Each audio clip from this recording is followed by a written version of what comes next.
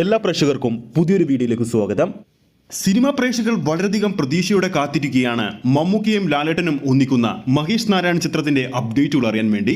ഇപ്പോഴത്തെ ചിത്രത്തിന്റെ പേര് പാട്രിയറ്റ് തന്നെയാകുമെന്ന് തന്നെ ലാലേട്ടൻ ഉറപ്പിച്ചിരിക്കുകയാണ്. ലാലേട്ടൻ തന്നെ ഇന്റർവ്യൂവിൽ അത് വെളിപ്പെടുത്തിയിട്ടുണ്ട്. ചിത്രത്തിലെ ലാലേട്ടന്റെ ലുക്കും ഇപ്പോൾ സോഷ്യൽ മീഡിയയിലൂടെ പുറത്തു വന്നിരിക്കുകയാണ്. ചിത്രത്തിന്റെ ശ്രീലങ്കൻ ഷെഡ്യൂളിലുള്ള ലാലേട്ടന്റെ ലുക്കാണ് ഇപ്പോൾ പുറത്തു വന്നിരിക്കുന്നത്. എച്ച് വിനോദിന്റെ സംവിധാനത്തിൽ ദളപതി വിജയ് നായകനായെത്തുന്ന ജനനായകന്റെ ഏറ്റവും പുതിയ അപ്ഡേറ്റുകൾ ഇപ്പോൾ പുറത്തു വന്നിരിക്കുകയാണ്. ഈ വരുന്ന 2026 ജനുവരി 9-ാം തീയതിയാണ് ജനനായകൻ എന്ന ദളപതി വിജയ് ചിത്രം തിയേറ്ററുകളിലെത്തുന്നത്. ഇപ്പോഴത്തെ ജനനായകൻ എന്ന സിനിമയ്ക്ക് വേണ്ടി ദളപതി വിജയുടെ സാലറി റിപ്പോർട്ടുകൾ പുറത്തു വന്നിരിക്കുകയാണ്. ഈ ചിത്രത്തിൽ അഭിനയിക്കാൻ വേണ്ടി ദളപതി വിജയ് വാങ്ങിച്ചിരിക്കുന്നത് 275 കോടി രൂപ എന്നാണ് റിപ്പോർട്ടുകൾ ഇപ്പോൾ പുറത്തു വന്നിരിക്കുന്നത്. സിനിമാ ജീവിതത്തിലെ തന്റെ അവസാന ചിത്രമെന്ന നിലയിലാണ് ജനനായകൻ തിയേറ്ററുകളിലേക്ക് എത്തുന്നത്. സിനിമാ പ്രേക്ഷകർ വളരെയധികം പ്രതീക്ഷയോടെ കാത്തിരിക്കുന്ന രജനികാന്ത് ലോകേഷ് കനകരാജ് കൂട്ടുകെട്ടിലെത്തുന്ന കൂലി സിനിമയുടെ വീഡിയോ ഗാനം നാളെ 6 മണിക്ക് വൈകുന്നേരം പുറത്തുവരുമെന്നാണ് ഏറ്റവും പുതിയ റിപ്പോർട്ടുകൾ പുറത്തു വന്നിരിക്കുന്നത്. ചിത്രത്തിൽ മ്യൂസിക് കൈകാര്യം ചെയ്തിരിക്കുന്നത് അനിരുദ്ധാണ്. ജിത്തു ജോസഫ് എന്ന സംവിധായകന്റെ കീഴിൽ ഒരു ചിത്രം വരുമ്പോൾ മലയാള സിനിമാ പ്രേമികൾ എന്നും ആ ചിത്രത്തിന് വേണ്ടി വളരെയധികം പ്രതീക്ഷയോടെയാണ് കാത്തിരിക്കുന്നത്. പ്രത്യേകിച്ച് ദൃശ്യം പോലൊരു സിനിമയുടെ 3-ാം ഭാഗം പ്രഖ്യാപിച്ചതിന് ശേഷം ആ ചിത്രത്തിന്റെ ഓരോ അപ്ഡേറ്റിനും വേണ്ടിയും ആരാധകരും സിനിമാ പ്രേമികളും കാത്തിരിക്കുകയാണ്.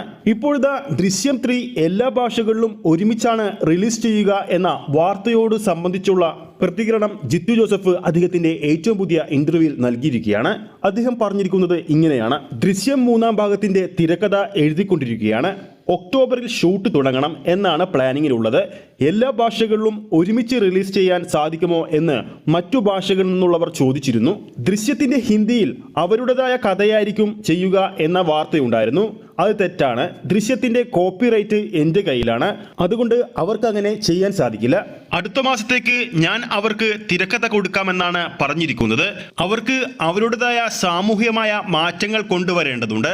ആദ്യ 2 ഭാഗങ്ങളിലും അവർ അവരുടേതായ മാറ്റങ്ങൾ കൊണ്ടുവന്നിട്ടുണ്ട്.